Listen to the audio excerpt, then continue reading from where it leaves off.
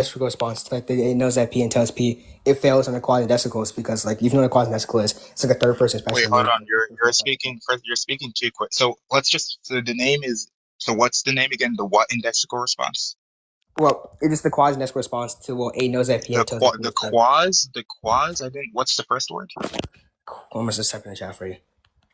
Quasi-indexical. Quasi. Okay, the quasi indexical response, and it's a response to what exactly? Well, A knows that P entails P is true. It like denies Oh, this. so it's a response to the factivity of knowledge.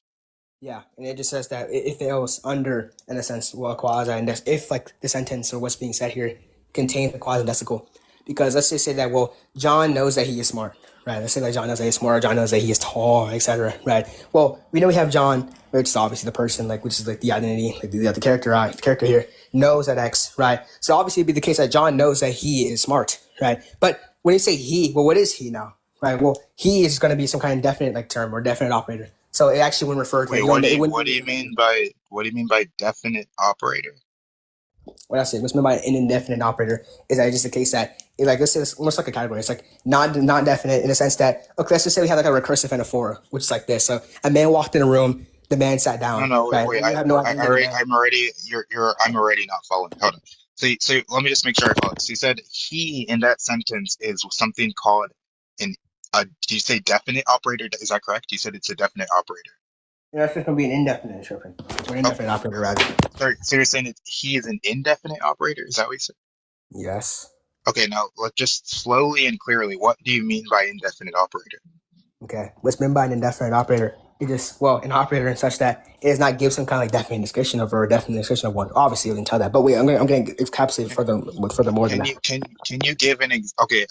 I was going to give examples. See, that's why I said. Actually, before you get to examples, let me make sure I understood what you said. You said an indefinite operator is an operator that's not giving a definite description. More to it. This wasn't just all that. I was going to explain more to it. But okay, what's the more to it beyond what I said? That's Jesus.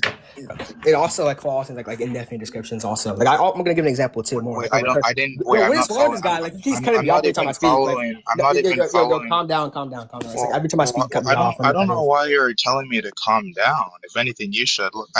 I'm just not even following the definition here. So I said one thing and you don't follow. So one part I did follow. So here's one part I followed for sure. We're on the same page up to this point. You said an indefinite operator is an operator that's not giving a definite description. Now there are further issues with that. I don't even know what it means for an operator to give a definite description. It doesn't have a uniqueness condition. So I'm not sure I know what you're talking about. It lacks uniqueness condition, right? Let's say we take the sentence of a form like, well, in F is G, right? Well, we know that exists. Let's say they preface me that, well, there exists at least one entity X, such that X is F and X is G. Or equivalently is the case that, well, okay, X is F. I'm just going to say this. I think you don't know what you're talking about. What is wrong with you? You can't explain what you're saying clearly, and it's a waste of time. I was willing to give you a chance if you could actually demonstrate that you understood anything about this, what you're saying. So let's say we have some kind of like reflexive anaphora that just says that, there is a man. But there's like a reflexive anaphora, which says that, well, there's a man, and the man sat down. Right, so I'm no longer interested. I think no longer interested. So this guy gets blown out on the explanation. I define it to him.